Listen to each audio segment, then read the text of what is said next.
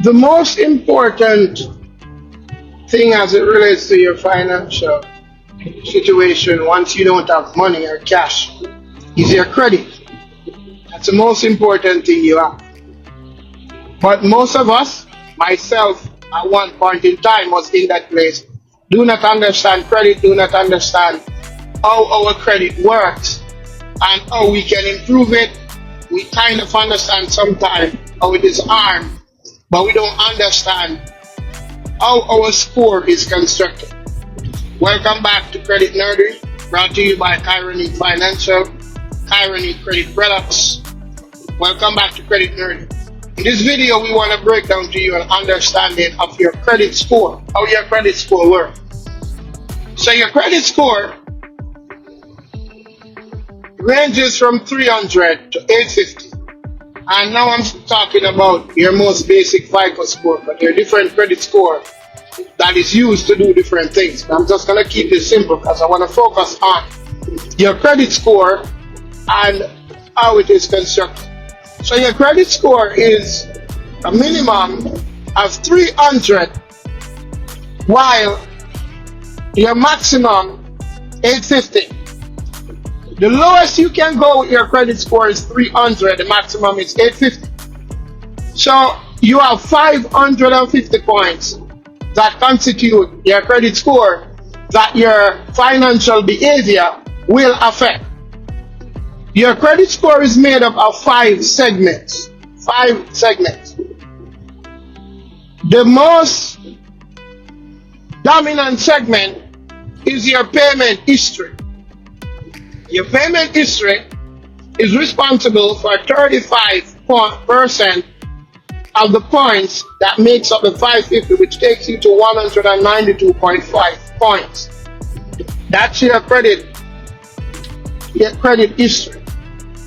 Then you have your credit utilization that has to do with your credit cards, how much credit is extended to you and how much of it you use.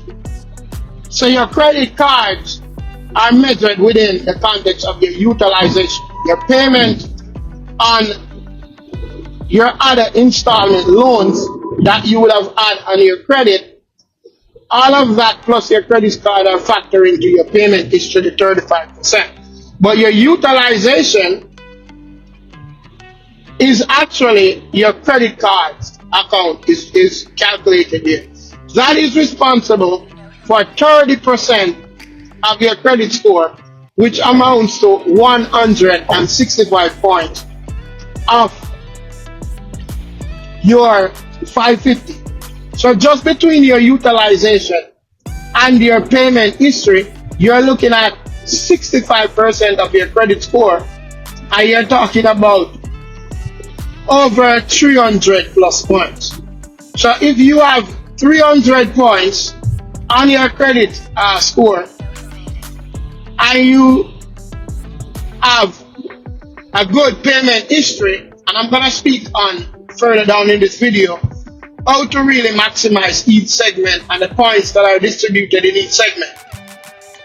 If you have that all 192.5 points, that would take your credit score from the basic 300 to 492.5 points. If you are maximizing your utilization, and I'm going to deal with each segment later down in the video, how you maximize each segment.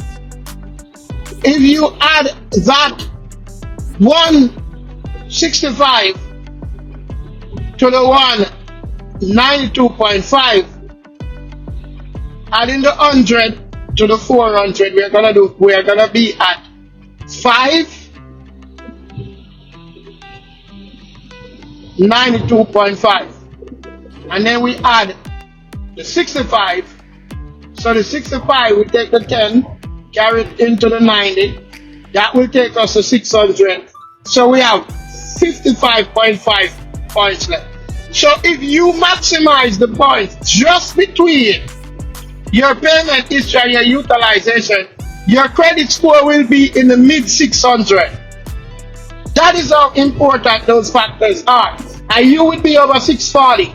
That can allow you to qualify to buy a house. But once you're over 640, you can be able to qualify with certain loans. But you might not get the best rate. But I'm just showing you how important those two factors are.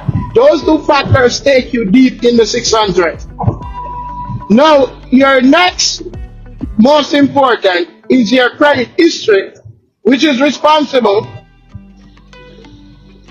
for 15% of your credit score, which amount to 82.5 points.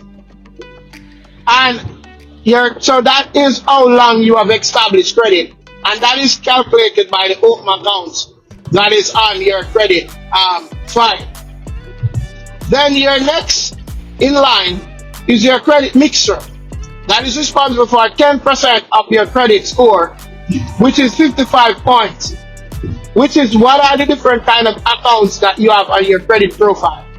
Then the final segment is your credit inquiries, which is when you apply for credit, the inquiries go on your credit to show that you attempted to get credit from that credit creditor. Those is responsible for 10%, another 55 points. Your credit inquiries, however, are broken up in two sets of inquiries. You have what is called soft inquiry and what is called hard inquiry.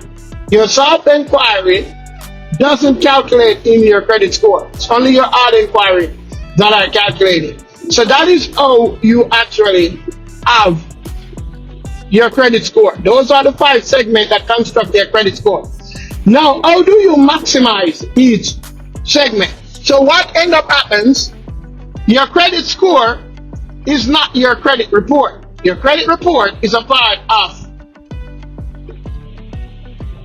in some instances, let me word different. Let me word it different. Your credit score is not your credit report. Your credit report is the accounts that you have on your credit report independent of your credit score in some instances. I'm going to qualify why I tell you that. Your credit score is generated from the data that is within your credit report. Credit score is generated from the data that is within your credit report. So it is important that you manage the data that is in your credit report in a responsible way, so that it gives you the best possible chance of maximizing your credit score and how your credit score is constructed. Alright? So, in some instances, your credit score, according to the FCRA, is also your credit report, which is kind of crazy. So, in a certain context, your credit score is separate from your credit report, but in another context, based upon the FCRA, your credit score is also your credit report. Leave that to the lawmakers who constructed the FCRA and give the definition of a credit report. It is often said that your credit score, which is true, to a great extent, is separate from your credit report, which is true. It's objectively separate, but in some instances, your credit score is also defined as your credit report. All right.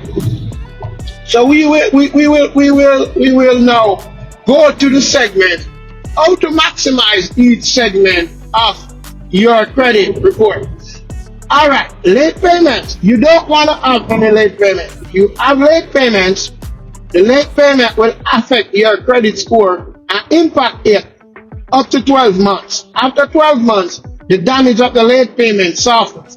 If you continuously get late payment after you get one, that also tampers with your credit score. As a matter of fact, let me just drop some information here that is separate to show you how impactful if you carry multiple late payments. A lot of times when an individual files bankruptcy, the bankruptcy will lick your score sometimes up to 300 points or more. And according to those who run the algorithms that generate your credit score, the Fair Isaacs and the Vantage and all of that, why your score drops so drastically when you file a bankruptcy is not so much the impact of the bankruptcy filing itself, but it's the impact of the delinquency that preceded the bankruptcy.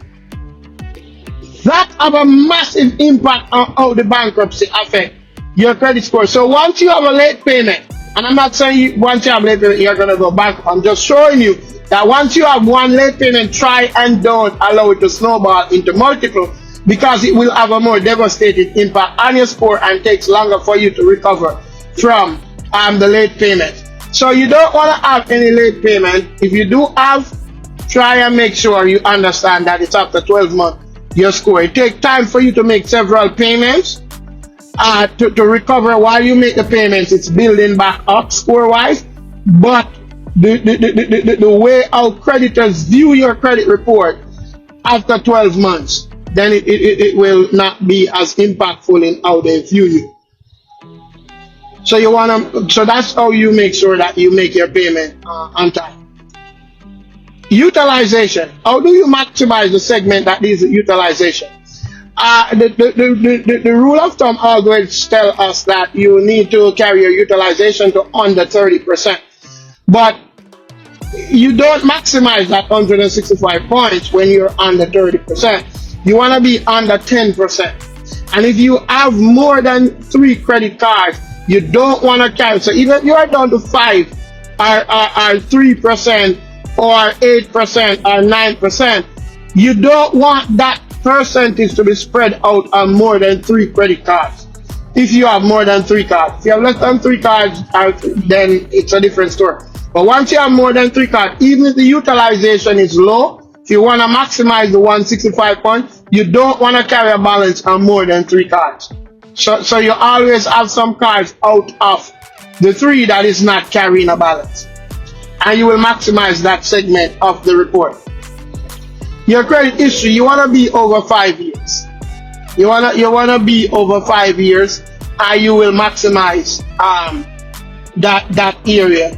If you are not over 5 years, and you know someone that has a account like a credit card that carries a lengthy history of years, you can always ask them to add you if they're willing as an authorized user, and that can push up your years on your credit, because their years will carry over on your credit report and push up your years and allow you to maximize that 82.5 points. You inquiries. You don't want to have more than 3 inquiries in a 2-year period, and you want to have it below 3. All right. So anything above 3, especially if you're above 5, significantly affect that 55 points that you would be getting. So you want to have it below 3 in a 2-year period, and you will maximize that segment. Mixture of credit. You want to carry at least 7 to 11 accounts, or 7 to 9 accounts, some would say, and you will maximize that mixture of credit, that 55 points. You want to carry several. You want to have several accounts. Plus, you want to mix up the kind of accounts that you have, revolving installments and so on and so forth, and different kind of installments. Alright, and you will maximize that segment. So that is how your credit score is constructed, and that is how you maximize each segment. You can go deeper than that, but once you're doing those things, you will always maximize and have a good credit score. Peace. Have a good and a great day. Peace.